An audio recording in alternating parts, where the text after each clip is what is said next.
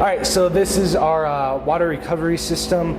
Pretty much all the water we use in the wash gets sucked up into this thing, and it gets cleaned out real good with the filter down here, and then it goes into these tanks and it's reused for the other washes. You'll see the water level come up and down throughout the day depending on how many cars are coming through.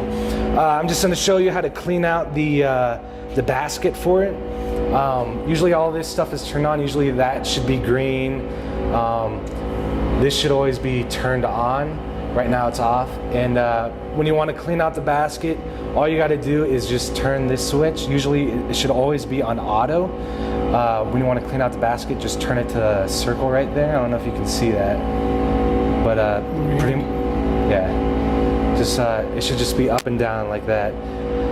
Once that's done, then just unscrew these right here.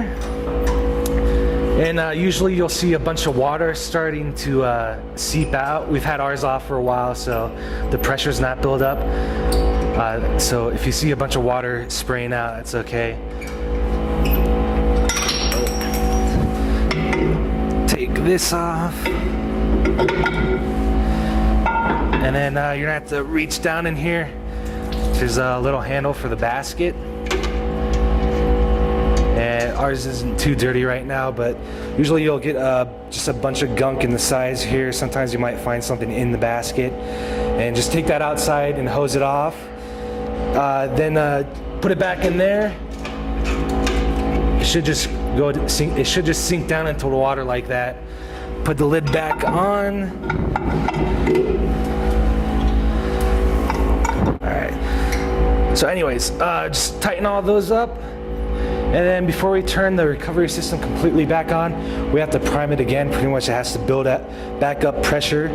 How you do that is first you're going to turn the knob back to auto, and then you're just going to press this button right here once, and you should hear it start to, it'll draw up water, and it'll start like spraying out to the sides right here. You don't want to completely tighten it yet. Just wait till the water gets up and it starts spraying out on the sides.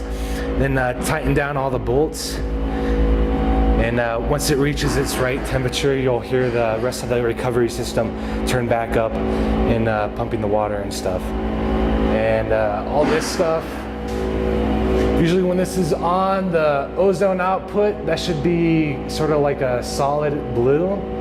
Power should be green. And if anything's wrong, there will be the red flashing lights. So.